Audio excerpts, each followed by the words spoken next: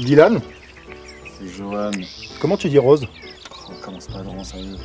Tu dis jaune ou jaune? Tu dis pain ou peigne? Je dis baguette. Aujourd'hui, on entend très peu d'accent dans les médias. Pourtant, avant les années 70, c'était la norme, ou c'était au moins accepté. Depuis, ils sont relégués dans les médias à quelque chose d'un petit peu drôle ou léger. En fait, on les entend quasiment que dans le sport. Pour être crédible et respectable, il faut abandonner sa façon de parler jugée campagnarde. Pourtant, n'imaginez pas que les journalistes parlent sans accent. En fait, ils parlent avec l'accent parisien. Ne vous êtes-vous jamais demandé ce qu'était un accent? D'où ça venait et à quoi ça servait? Heureusement qu'il y a Chandro, notre docteur en neurosciences, pour élever un petit peu le débat. Je me suis fait un peu mal. Salut Chandro! Salut Laurent! Comment ça roule? Ça va très bien et toi? Ouais, ça roule. Regarde, je suis à côté d'une rivière. Je suis dans le Pays Basque. Mais quel vénard! Bon, dis-moi, comme tu es notre docteur en neurosciences attitré, aujourd'hui, je crois que tu vas t'intéresser aux accents. Ouais, exactement. Je suis allé trifouiller les neurones des Montoises et des Montois pendant un micro-trottoir pour leur parler de leur accent. Comme tu le sais, hein, notre façon de parler nous définit. Et en une phrase, on en dit bien plus que les simples mots qu'on formule. Donc moi, j'ai demandé aux Montoises et aux Montois qu'est-ce qui leur arriverait, qu'est-ce qu'ils sentiraient si jamais du jour au lendemain, ils devaient changer d'accent. Mais ça, c'est très intriguant. J'ai hâte de voir ça. Merci Chandro. Bah de rien, Laurent. À plus.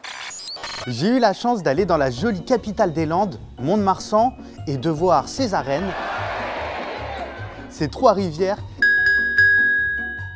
et ses statues cheloues. Mais ce que j'ai préféré là-bas, c'est l'accent des Montoises et des Montois. Donc en bon docteur en neurosciences, j'ai décidé d'aller fouiller dans leur cerveau le temps d'un micro-trottoir. Grâce à eux, je vais vous prouver que si la communauté fait l'accent fait aussi la communauté. Est-ce que vous vous dites que je suis un gars du coin? Non. Pas du tout. Non. Et à quoi vous savez ça? L'accent, du coup, ouais. Il a quoi mon accent? Il est très neutre. On n'a pas dit que ton accent était forcément froid. Hein. Il chante pas. Ah ok, d'accord, mon accent est plat. Il n'y avait pas de jugement là-dedans. Hein. On a un accent qui chante comme les cigales. C'est au patois des anciens que mes cigales montoises doivent leur accent. Et il est inscrit bien profondément dans leurs neurones. La preuve avec un syndrome mystérieux qui ne touche qu'une centaine de personnes dans le monde, le syndrome de l'accent étranger. C'est des personnes qui d'un coup se réveillent et d'un coup ils ont un accent totalement différent. Comment vous vivriez si vous vous réveillez demain matin là et vous avez mon accent plat? Très mal. Super mal. Faudrait peur, je pense. Ah, moi aussi. Je peux faire un malaise. Ce serait bizarre quoi. Et c'est surtout, je pense, c'est le regard des autres. Si j'arrive du jour au lendemain leur parler avec un autre accent, ils vont se dire mais il fait le clown ou quoi. Et c'est exactement ce que décrivent toutes les personnes touchées par le syndrome de l'accent étranger. Ce qui a été le plus dur pour eux, ça a été la réaction de leur entourage. Ça a créé un si gros malaise que certains se sont retrouvés isolés.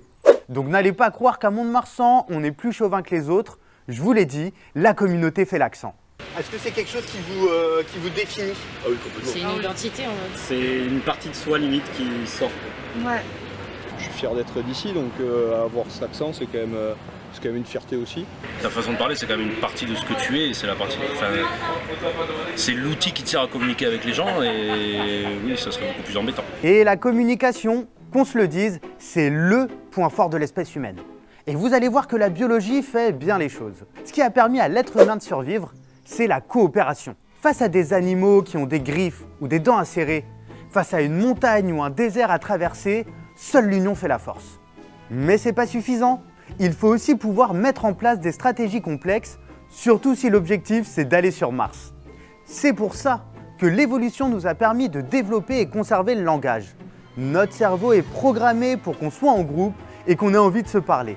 L'accent, en ajoutant un facteur de cohésion supplémentaire dans la communauté, devient un lien intéressant. Je vous l'ai dit, l'accent fait aussi la communauté.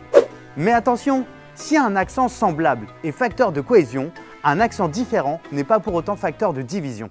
Peut-être au premier abord, on va effectivement dire que... Ouais, oh, ils viennent de là, ou ils viennent de là, il y a un accent. Rigolo, oui, voilà. Mais après, ça passe très vite. Après, oui, voilà, c'est pas gênant pour une conversation de parler avec. C'est comme de parler avec un anglais. Enfin, voilà, quoi, on s'en sortira toujours, c'est simplement une discussion. Ma nouvelle pote montoise a tout résumé. Quel que soit mon accent, quand je parle de pain ou même de bread en anglais, une fois traduit, on voit tous de quoi je parle.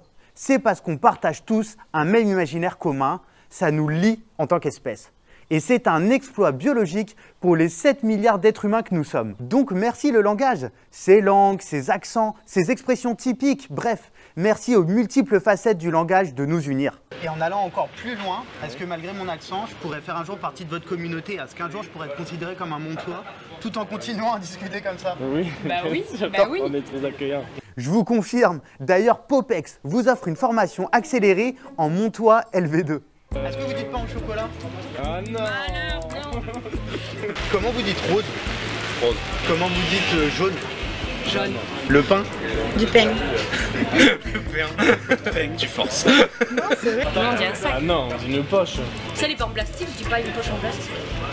Et tu dis une poche. tu Oui, vas une faire poche en les plastique. Et voilà, on vient de créer une embrouille à Mont-de-Marsan. Il y a eu que du love à Mont-de-Marsan. Et avec ou sans accent, j'ai hâte de revenir les Copains.